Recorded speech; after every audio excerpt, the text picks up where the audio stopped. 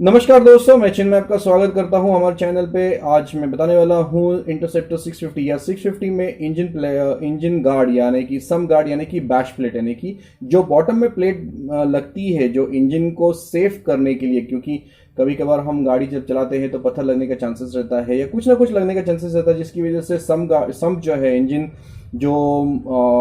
का जो bottom sump जो है वो फूटने का चांसेस रहता है, क्योंकि ये कास्टिंग है। तो दोस्तों आइए देखते हैं कि बैश प्लेट कैसे इंस्टॉल करते हैं। तो ये है ओरिजिनल सम गार्ड यानी कि बैश प्लेट,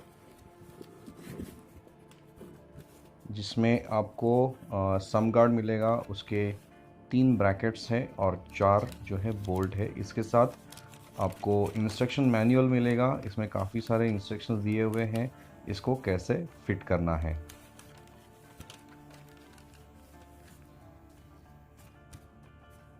जो पॉइंट्स उन्होंने बताए हुए हैं उसके हिसाब से आपको जाना पड़ेगा।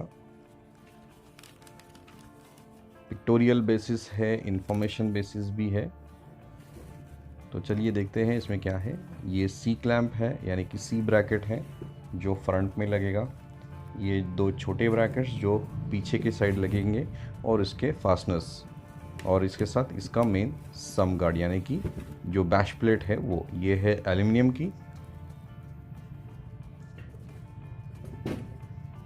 तो टोटल आपको मिले हैं 3 ब्रैकेट्स, 1 प्लेट और 4 बोल्ट्स।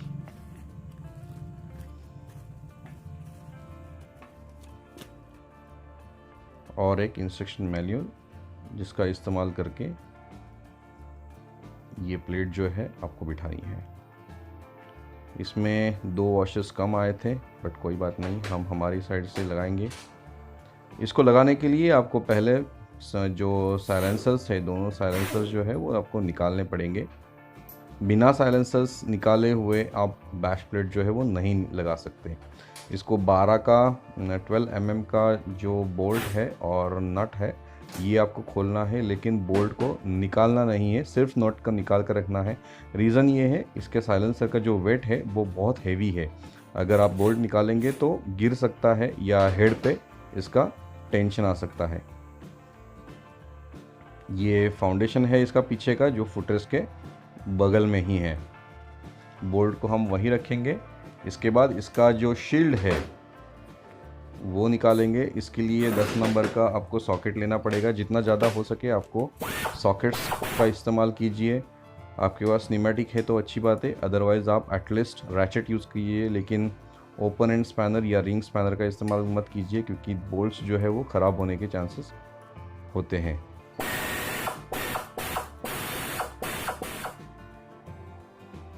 स्लाइड करके इसका शील्ड जो है वो निकाल के लेना है।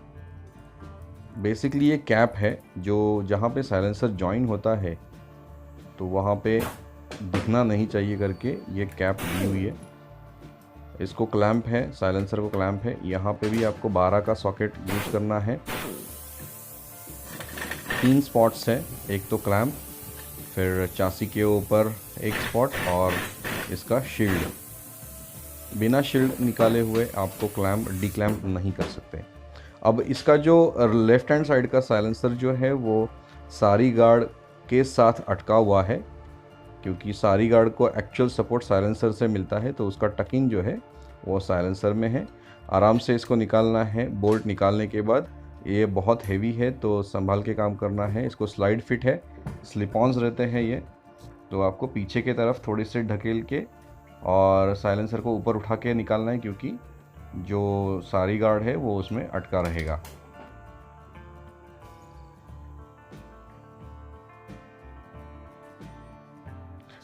दोनों साइलेंसर सबको निकालने हैं, क्योंकि ये इसका डैम्पर है, डैम्पर रबर जो चासी में बैठता है, ये 2 है आगे और पीछे से, तो दोनों निकाल के रखिए ताकि गिरे नहीं। अब साइलेंसर निकालने के बाद इसका हेडर जो है, इसको हेडर कहते हैं, इसको हेडर को जो है वो डिसलोकेट करना है, लेकिन निकालना नहीं है। 12 नंबर का बोल्ट यहाँ पे भी फिटिंग दिया हुआ है। अब ये हेडर क्यों नहीं निकालना है, इसका रीज़न ये है क्योंकि इसको O2 सेंसर है। अगर आपको O2 सेंसर निकालना है तो फिर आपको फ्यूल टैंक निकालना पड़ेगा, क्योंकि इसका जो कनेक्टर है वो फ्यूल टैंक के नीचे आता है।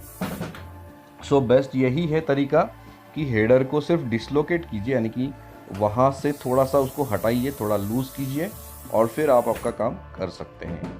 थोड़ा सा टीडियस जॉब है, थोड़ा सा स्ट्रगल करना पड़ेगा, लेकिन हो जाएगा। अब हेडर को आगे से लूज़ करना है, यानी कि हेड में से। हेड के लिए भी 12 नंबर का आपको सॉकेट यूज़ करना पड़ेगा। मैं 3/8 का यूज़ कर रहा हूँ, क्योंकि 1/2 इंच वाला ड्राइव जो है वो बहुत बड़ा हो सकता है, इसलिए मैंने 3/8 ड्राइव यूज़ करना। इसको सिर्फ आपको लूज़ करना है, O2 सेंसर को संभालना है, क्योंकि सेंसर को कुछ हो गया तो वो ख़राब हो जाएगा और आपको मेल फंक्शन लाइट यानी कि इंजन चेकलाइट आपको दिखाई देगा डैशबोर्ड पे।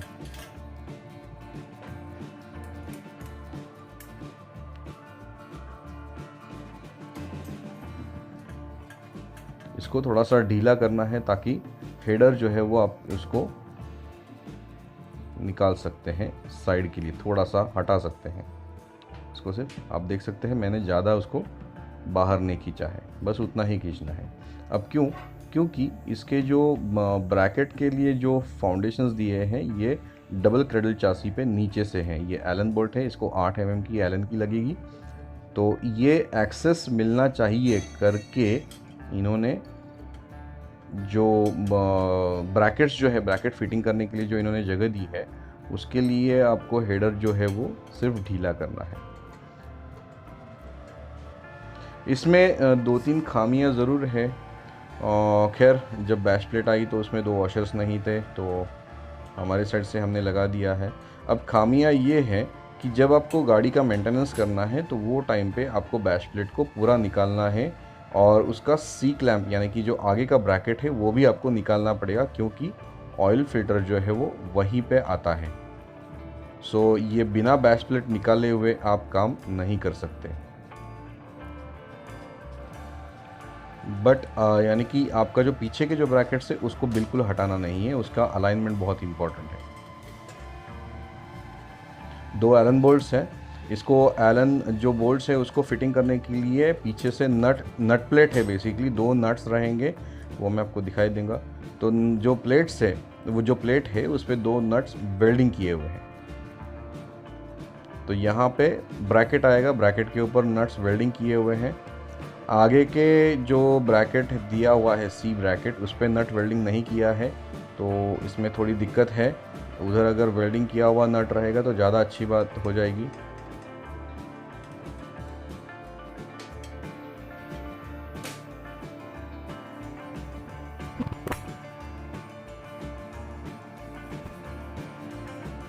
यहाँ का बोल्ट्स हमने 2 निकाल दिए हैं। अब जो राइट हैंड साइड का है वो भी नट आपको निकालना है। राइट हैंड साइड पे एक ही नट है, डबल नट नहीं है। जहाँ यहाँ पे 2 बोल्ट्स है, एक साइड पे 2 बोल्ट, एक साइड पे सिंगल नट, यानी कि सिंगल बोल्ट है।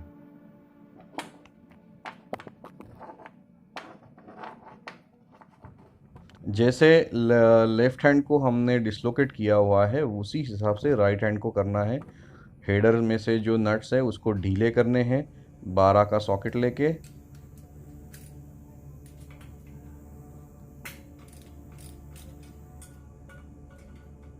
हर एक चीज़ का तरीका बहुत इम्पोर्टेंट है।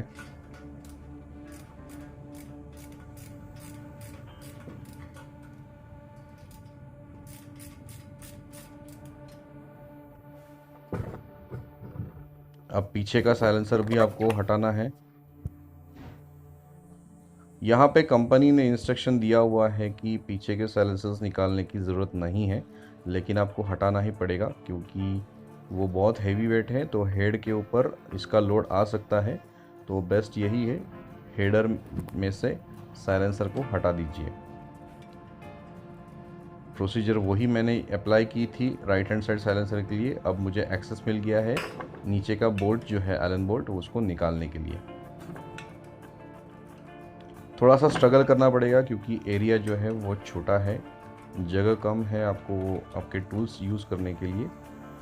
यहाँ पे मुझे अगर चाहिए तो भी मैं एलन सॉकेट यूज़ नहीं कर सकता हूँ, मुझे एलन की ही यूज़ करनी पड़ेगी क्योंकि साइलेंसर हेडर है। अगर यहाँ पे हेडर नहीं रहता था, ये सिंगल नट मैंने निकाल लिया है, अगर यहाँ पे हेडर नहीं रहता है तो मैं आराम से न्यूमेटिक्स यूज़ करके फिटिंग कर सकता हूँ। अब इंस्ट्रक्शंस के हिसाब से ब्रैकेट, एक जो छोटा ब्रैकेट है सिंगल नट वाला वो राइट में ही आएगा और जो डबल नट वाला ब्रैकेट है वो लेफ़्ट में आएगा। जहाँ से अपने नट को हटाया हुआ था राइट हैंड साइड में, वहीं पे सिंगल नट वाला ब्रैकेट आपको फिटिंग करना है। कोई भी चीज़ को टाइट नहीं करना है, लूज़ ही रखना है क्योंकि इसका अलाइनमेंट बहुत इंपॉर्टेंट है। ये आपको लूज़ ही रखना है, इसका अलाइनमेंट होने के लिए आपको ये लूज़ रखना पड़ेगा क्योंकि जब प्लेट आप लगाएंगे तो ये अलाइन खुद प्लेट जो है वो ब्रैकेट्स को अलाइन करती है। ये मैंने दोनों ब्रैकेट्स लगाए हुए हैं। अनफॉर्चुनेटली मुझे निकालना पड़ रहा है, मैंने फिटिंग तो कर दिया था लेकिन ये मुझे निकालना पड़ रहा है। उसका रीज़न है इसमें पाउडर कोटिंग जो है वो किया हुआ है और सब बोल्ट्स जो है वो टाइट जा रहे थे, तो रीटैपिंग करके इसके जो थ्रेड्स है वो क्लियर करने हैं। थ्रेड्स क्लियर करने के बाद आपको वापस जो एलन बोल्ट्स आपने फ्रेम में बिठाए हुए थे वो फिटिंग कर देने हैं।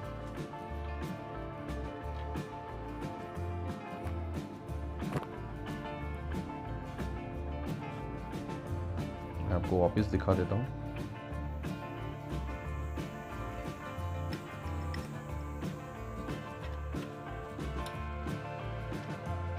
याद रखना सिंगल नट वाला ब्रैकेट जो है वो राइट हैंड साइड, डबल नट वाला जो ब्रैकेट है वो लेफ्ट हैंड साइड में आएगा।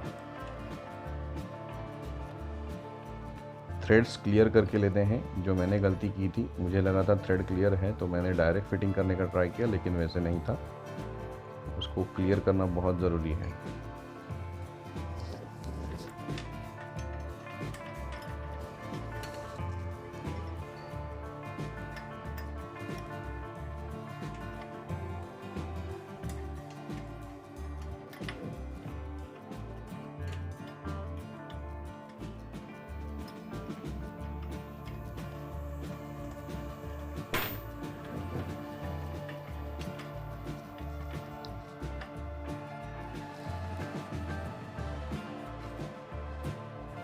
दोनों ब्रैकेट्स लगाने के बाद आपको उसको लूज़ ही रखना है। इसके बाद आपको फ्रंट में जो दो बोल्ट्स दिए हुए हैं चासी के ऊपर, यानी कि डबल क्रेडल पे ऊपर, तो उसको डीले करने हैं।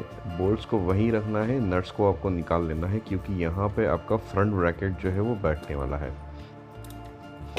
आपको बोल्ट को पकड़ के रखना पड़ेगा। जो थंब रूल रहता है ज़्यादातर करके बोल्ट को पकड़ के रखना है और नट को निकालना है। अब इस कंडीशन में अगर आप देखेंगे लेफ्ट हैंड साइड का, राइट हैंड साइड का बोल्ट एक्सेसिबल है और नट एक्सेसिबल है, इसलिए हम नट आराम से निकाल सकते हैं, लेकिन लेफ्ट में वैसे नहीं होता है और नहीं होगा। उसका रीज़न ये है कि आप देख सकते हैं कि बेंजो जो है, जो बोल्ट और बेंजो, वो एग्जैक्टली नट के पास में होने की वजह से आप नट को नहीं घुमा सकते। अब आपको पहले तो नट को निकाल के लेना है और बोल्ट्स को वहीं रखना है। अब हम लेफ्ट हैंड साइड का बोल्ट निकालेंगे तो ये टाइम पे आपको बोल्ट को घुमाना है और नट को पकड़ के रखना पड़ेगा। यहाँ पे कोई भी स्पैनर यूज़ नहीं होगा अपार्ट फ्रॉम, आपको सिर्फ ओपन एंड स्पैनर यूज़ करना है यहाँ पे। अगर न्यूमेटिक रहेगा आपके पास तो वेरी गुड,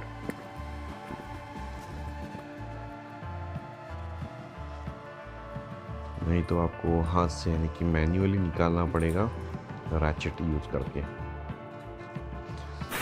यहाँ पे थोड़ा आपको तकलीफ़ हो सकता है, स्ट्रगल हो सकता है जब आप फिटिंग करने वाले रहेंगे। निकालते समय तो हर चीज़ आराम से निकल जाती है, लेकिन जब आपको फिटिंग करना रहता है तो बहुत बड़ी तकलीफ होती है। ये ब्रैकेट एग्जैक्टली यहाँ पे बैठेगा। स्लाइटली हो सकता है आपको ब्रैकेट को दबाना पड़े क्योंकि थोड़ा एक्सपांडेड हो सकता है, क्योंकि जो बेंड है 90 डिग्री कभी कभी नहीं होता है। दोनों बोल्ट्स को वापस थ्रू करना है आपको मैं दिखा देता हूँ। इस तरीके से यहाँ पे ये ब्रैकेट बैठेगा। अब भी तो आपको दिख रहा है कि ब्रैकेट नीचे है, ऑयल फिल्टर के पास में नहीं है, लेकिन ऐसे नहीं है, ये ऑयल फिल्टर के बहुत पास में आने वाला है। अब यहाँ पे जैसे आपने पहले नट और वॉशर और नट निकाला था, उसको वैसे वापस लगाना है जैसे कि वैसे ही। इसके लिए कंपनी ने आपको कोई भी एक्स्ट्रा नट बोल्ट नहीं दिया हुआ है।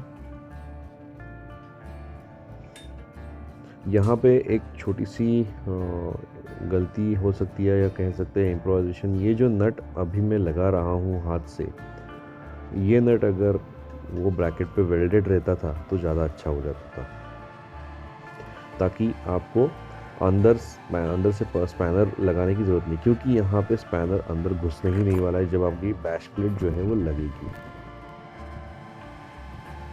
आप देख सकते हैं परफेक्टली बैठ तो गया है। आपके पास न्यूमेटिक रहेगा तो आपका काम फास्ट हो जाएगा और नट ऑटोमेटिकली पकड़ लेता है, लेकिन अगर वो नट ने जगह नहीं पकड़ी तो वो सिर्फ घूमते ही रहेगा, भले आपके पास न्यूमेटिक क्यों ना हो। इस तरीके से इसको बिठाना है और इसके बाद बैश प्लेट को लगाना है। अब ध्यान में रखना, बैश प्लेट को कोई भी ब्रैकेट को आपको टाइट नहीं करना है, लेकिन बैश प्लेट को ब्रैकेट के साथ टाइट कर देना है। ये जो बैश प्लेट का जो शेप है, इसी की वजह से सब ब्रैकेट्स जो है, तीनों ब्रैकेट्स ऑटोमेटिकली अलाइन होने वाले हैं। इसी के लिए आपको अलाइनमेंट के हिसाब से ही आपको सब ब्रैकेट्स लूज रखने हैं और बाद में उसको टाइट करना है।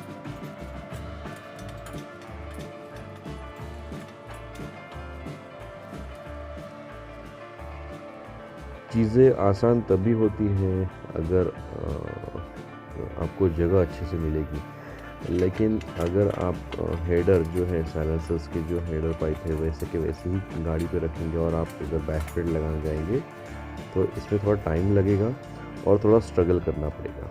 बिना हेडर के आपकी जो बैक प्लेट है वो फास्ट बैठ जाएगी, बट जनरली वो होने नहीं वाला है, क्योंकि हेडर निकालने का चांसेस बहुत डिम है अनलेस अनटिल आपको कोई प्रॉब्लम आया है।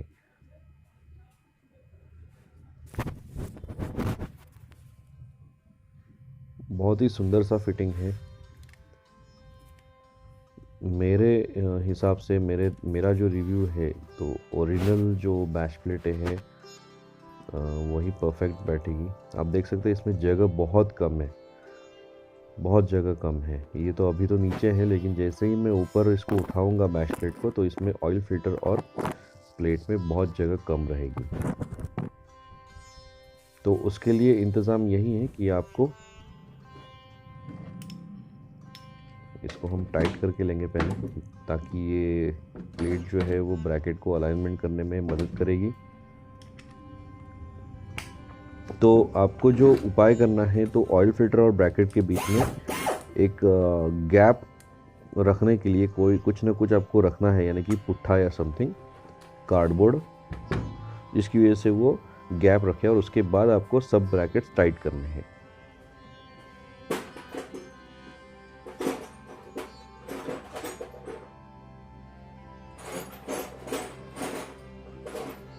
न्यूमेटिक रहेगा तो आप न्यूमेटिक से टाइट कर सकते हैं, अदरवाइज आप हाथ से कर सकते हैं।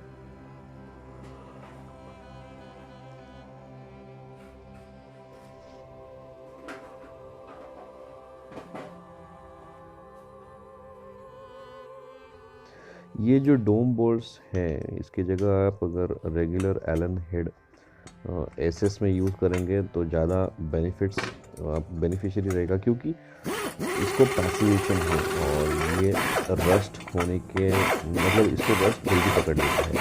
ये पैसिवेशन क्यों ना हो या कोटिंग क्यों ना हो, रस्ट पकड़ेगा ही पकड़ेगा। तो एसएस जो अगर है अगर आप यूज़ करते हैं, यहाँ पे M6 के एलन की आपको यूज़ करनी है, तो यहाँ पे अगर आप एसएस का यूज़ करेंगे तो वो रस्ट नहीं पकड़ेगा। ये अभी तो रस्ट नहीं इमीडिएटली पकड़ेगा, लेकिन कुछ समय बाद ये रस्ट पकड़ेगा। तो कुछ खामियां है ज़रूर, लेकिन इसका फिटमेंट जो है ये परफेक्ट होने की वजह से मैं इसको सजेस्ट करूँगा। खैर, आपकी अपनी चॉइस है। आपको कौन सी बैश प्लेट बिठानी है आपने चॉइस करनी है और लगाना है। नीचे का ब्रैकेट मैंने अभी भी टाइट नहीं किया है, सिर्फ बैश प्लेट जो है वो ब्रैकेट से टाइट करना है। इसको थ्रेड लॉक लगाए हुए हैं सभी फास्टनर्स को, तो आपको एक्सटर्नली लगाने की ज़रूरत नहीं है, आप डायरेक्टली उसको फिट कर सकते हैं। थ्रेड लॉक इसके लिए ताकि बोल्ट्स वाइब्रेशन की वजह से गिरे ना। हर चीज़ का ध्यान दिया ज़रूर है और आपने भी फिटिंग करते समय इसको ध्यान देना ज़रूरी है, अन्यथा जो तकलीफ़ है वो बाद में बढ़ सकती है।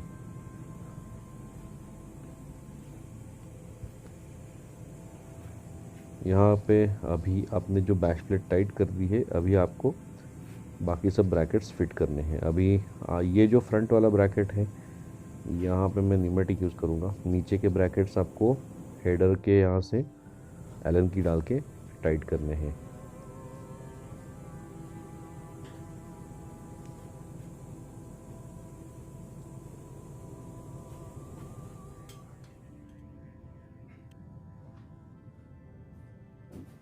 ब्रैकेट इसका टाइट हो गया है। अब आप देखेंगे कि यहाँ पे स्पैनर लगाने के लिए जगह नहीं है और ऊपर से ऑयल फिल्टर जो है वो काफ़ी पास में आ चुका है। सो इसको गैप रखना है ताकि जो ब्रैकेट है वो दूर रहे। तो गैप रखने के लिए आपको बीच में कार्डबोर्ड डालना है जिससे ये ऑयल फिल्टर को टच ना हो जाए, और उसके बाद ही ब्रैकेट को टाइट करना है। आप हाथ भी नहीं डाल सकते, स्पैनर भी नहीं डाल सकते। अब देखेंगे अगर यहाँ पे बहुत ही कोजी एरिया है, लकीली मेरे न्यूमेटिक की वजह से ये टाइट हो गई, अन्यथा बहुत तकलीफ़ देते थे। बहुत ही पास में है इसका, आप देख सकते हैं क्लोज इनकाउंटर है और जगह बिल्कुल नहीं है। स्पैनर तो आप लगा ही नहीं सकते।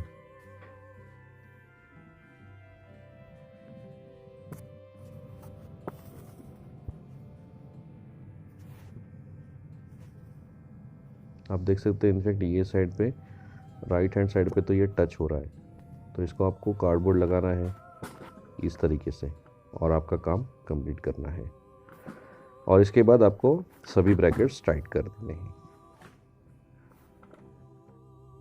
धन्यवाद दोस्तों वीडियो देखने के लिए। आई होप आपको ये वीडियो अच्छा लगा रहेगा। लिंक जो है मैंने डिस्क्रिप्शन में दी हुई है, आपको अगर चैनल को सपोर्ट करना है तो। आई होप आपको ये जो वीडियो अच्छा रहेगा। मैं काफ़ी सारे वीडियोस बनाते रहूँगा जैसे जैसे मुझे चांस मिलेगा। धन्यवाद।